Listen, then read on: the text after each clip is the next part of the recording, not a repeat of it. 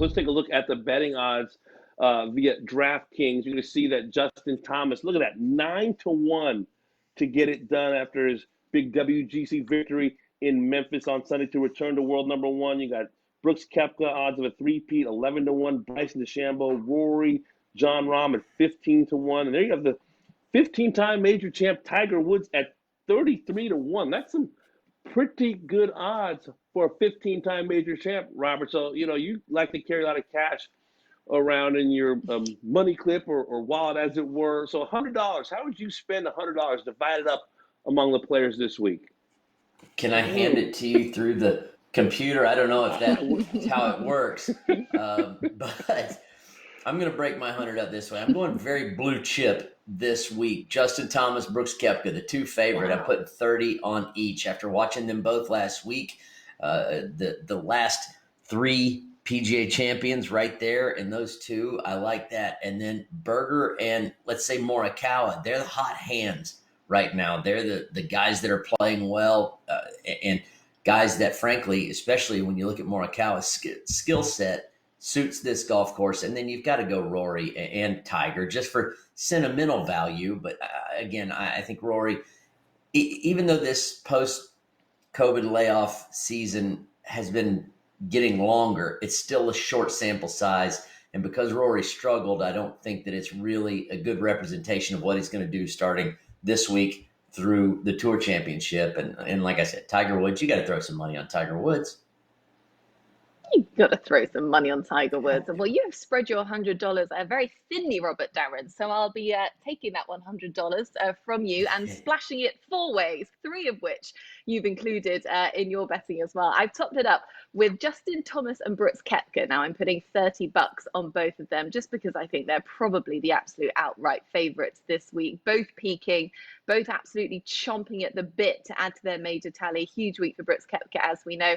But what I have thrown in there is Jason Day. I put $20 on Jason Day. Now, a bit of a sleeper bet, but sort of should not be overlooked. He strung together 3 top 10 finishes coming into this week. It's some of the best golf that we've seen him play since 2018. Obviously a former champion back in 2015. And as we know, it's been widely documented that he has left his long-term swing coach, Colin Swann, of the last 25 years. Now, has this brought him a bit of independence, a bit more control, a bit more freedom to play his own game? That's the question I'm asking myself. We know he's incredibly capable when it comes to PGA Championships. 20 under was his score 5 years ago. So I think Jason Day, Damon Hatt, could be one to watch this week.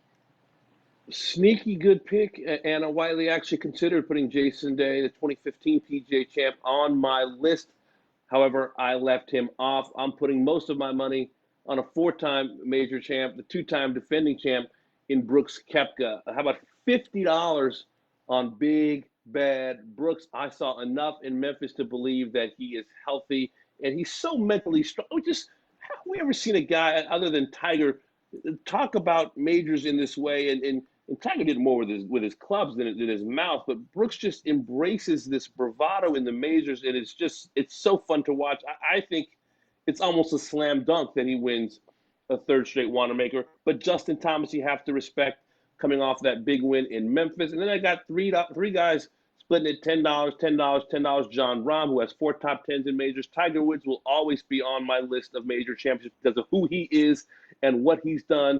And the Cal Golden Bear, Colin Morikawa, who went to college across the bay in Berkeley, who is very familiar with TPC Harding Park and golf courses in general in that area, gets $10. He is a ball striking fool, as they might say in Forrest Gump.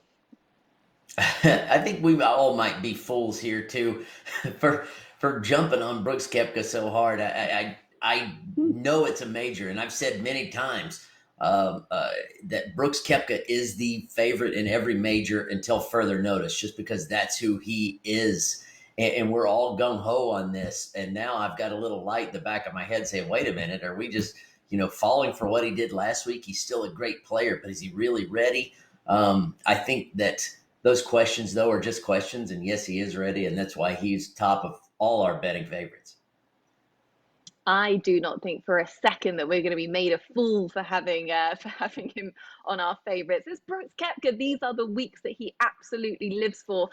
So no, I don't think we have got any concern about that. Do you, Damon? I don't, because I still think about what he said at Bethpage, what he said in the past about how he approaches majors and how others approach majors. It was truth serum, saying, you know what, let's be honest. There are a big subset of guys who just are not going to win because they don't believe they can win. There's also a subset of guys that I'm simply better than. There's a subset of guys who will choke on Sunday, and I'm not one of those guys. I mean, for him to put that so clearly, so bluntly, yes, major championships are about skill set, but they're also so much about mindset. And I think Brooks Koepka is among the leaders in both categories. Yeah, well, 3 votes for Brooks Koepka on this panel. Also 3 votes for Colin Morikawa. Is the young man ready to pick up his first major? Something tells me that he probably is.